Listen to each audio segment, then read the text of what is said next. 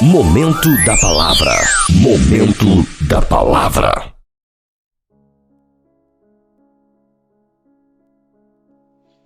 Olá, povo de Deus, povo lindo, povo querido, povo abençoado.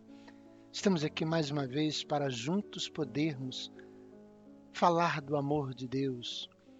Eu quero ler um texto da palavra de Deus que se encontra no livro de Gênesis, capítulo de número 2, versículo 18, que diz assim: E disse o Senhor Deus: Não é bom que o homem esteja só. Far-lhe-ei uma adjutora que esteja como diante dele. E o versículo 24 diz: Portanto deixará o varão, seu pai e sua mãe, e apegar-se-á à sua mulher, e serão ambos uma só carne. Queridos, eu quero ainda ler um texto que está no escritor aos Hebreus, capítulo 13, do versículo 4, que diz assim: Venerado seja entre todos o matrimônio, e o leito sem mácula, porém aos que se dão à prostituição e aos adúlteros, Deus os julgará. Então, queridos, eu quero, nessa oportunidade, eu quero começar fazendo uma pergunta. O que é casamento para Deus?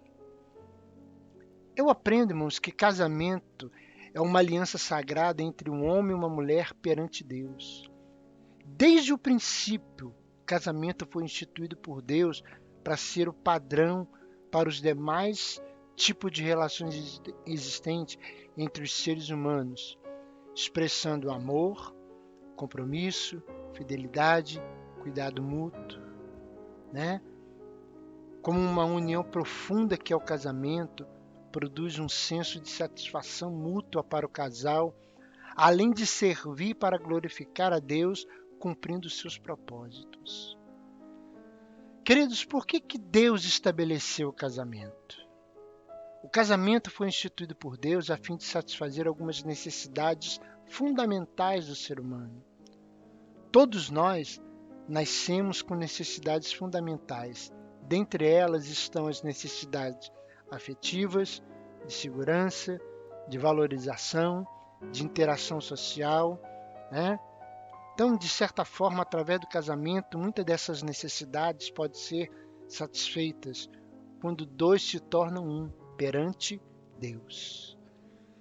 E aí, querido, eu aprendo que a união do casal envolve o senso de amor, né, e pertencimento por meio da conexão física, emocional que se faz entre os cônjuges.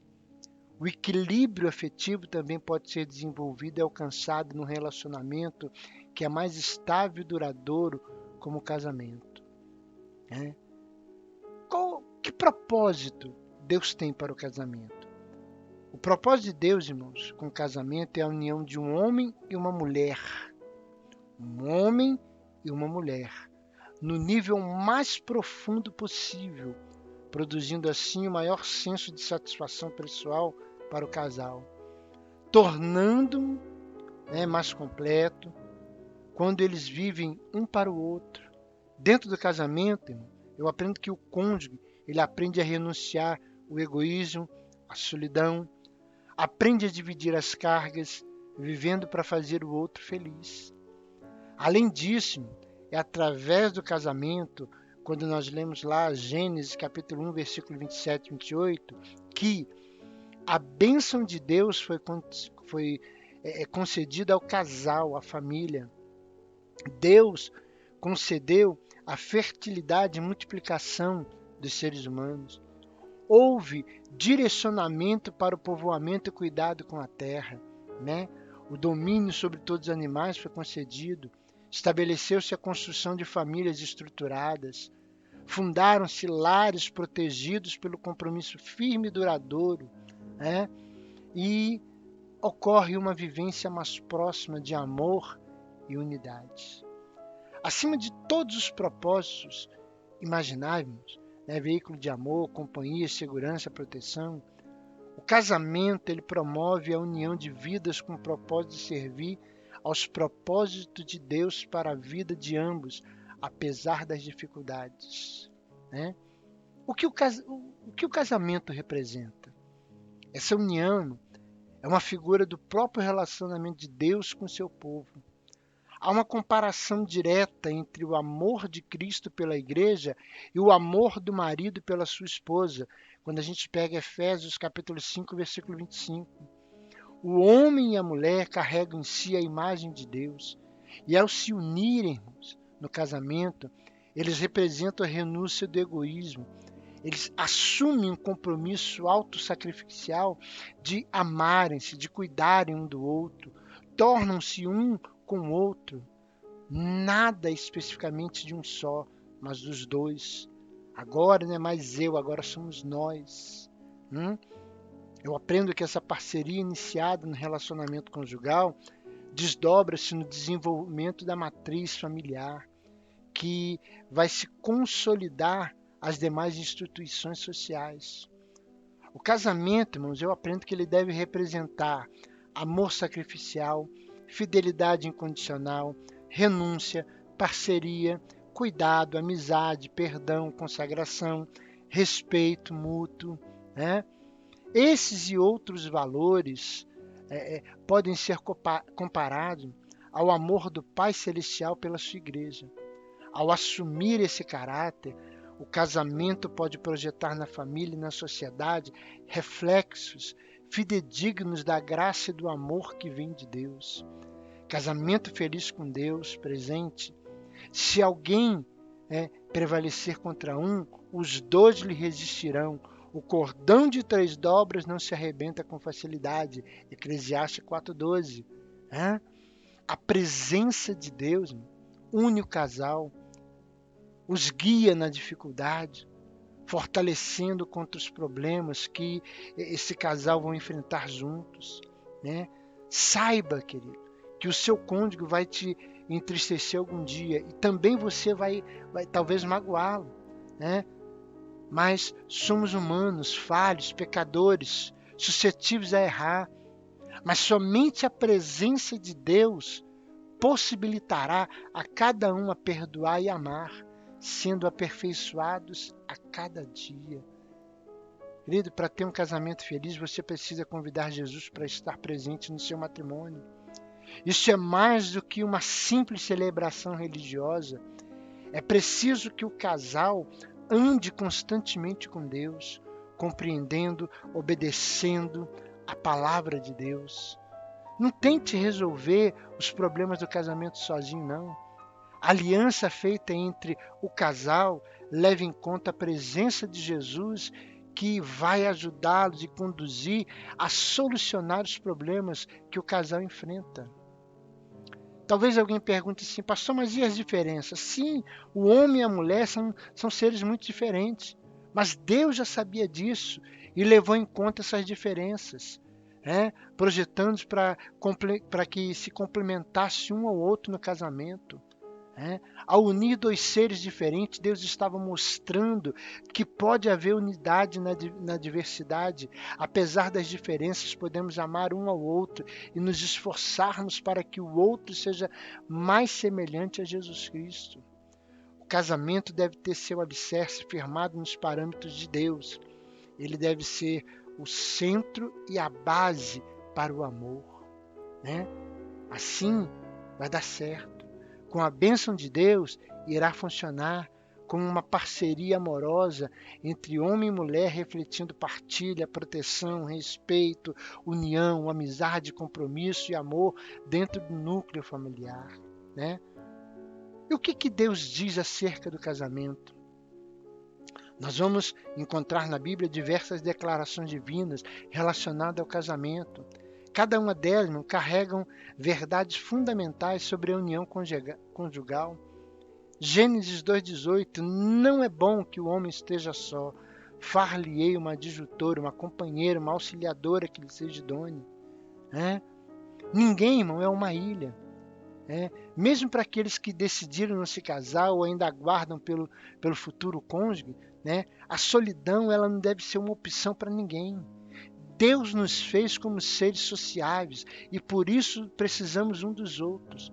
A família é um excelente ambiente para crescermos rodeados de amor, proteção, amizade, ajuda e desafios, né? Então, a mulher, ela é uma ajudadora nata. A sensibilidade, resiliência, atenção aos detalhes, espírito de ajuda e cuidado, irmão, são algumas das qualidades femininas que somam, né, valor ao casamento. Entendeu? A correspondência ao homem diz respeito às semelhanças. Uma vez que os dois são igualmente dignos e valiosos, os dois também são imperfeitos, falhos e precisam de entreajuda para serem pessoas melhores, né? Por isso, irmãos, que a palavra de Deus vai dizer em Marcos 10:9, portanto que Deus uniu, não o separe o homem. O casamento, querido, foi feito para sempre. O divórcio não deve ser uma opção para aquele que se casa. Separar-se é uma triste exceção ou concessão no caso de abuso, maus tratos, mas mesmo assim, meu irmão, Deus não planejou assim. Para aqueles que foram unidos por Deus, é imperativo que não sejam separados por ninguém. Preserve o seu casamento, ame, incentive o diálogo, o perdão, a compreensão mútua. Por isso que a palavra de Deus diz, deixará o homem pai e mãe, unir-se à sua mulher e os dois se tornarão uma só carne. Assim eles já não são dois, mas sim uma só carne. Portanto, que Deus uniu, ninguém separe. Dois que se tornam um, ou seja, uma só carne. Relacionamento físico, sexual. Um coração, relacionamento emocional. Com os mesmos sonhos, objetivos, os aspectos intelectuais, alvos, metas, o mesmo Deus e Senhor, relacionamento espiritual. Então, se você é casado, deixa a vida de solteiro para trás. Agora, vocês iniciaram uma nova família, um novo lar. Não há mais espaço para atitudes infantis, egoístas e objetivos unilaterais. Cuide bem do corpo formado de duas pessoas. Além dessas coisas, além dessas recomendações, quando você pega o apóstolo Paulo, lá em 1 Coríntios capítulo 7, ele vai falar acerca do casamento. Ele dá inúmeras recomendações. E para você que está me ouvindo, se ainda não é casado e pretende dar esse passo, busque auxílio e orientação de Deus nesse sentido. Se você que está me ouvindo já é casado, ore, busque a Deus para que fortaleça e seja o centro do seu matrimônio e sua família. Deus, Ele quer que você viva uma vida de vitória no seu casamento. Deus quer que você, homem, porque eu vejo muitos homens falando, Efésios 5:22, vós mulheres, sede submissa a vossos próprios maridos.